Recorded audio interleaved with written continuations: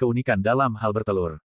Mereka dapat menghasilkan sebanyak 10-12 butir telur dalam satu kali bertelur, yang merupakan jumlah yang cukup banyak untuk ukuran tubuh mereka. Terdapat banyak jenisnya, ada banyak jenis burung puyuh yang tersebar di seluruh dunia, dengan beberapa jenis yang memiliki karakteristik yang berbeda-beda. Misalnya, burung puyuh Jepang memiliki pola warna yang berbeda dengan burung puyuh Eropa atau Afrika.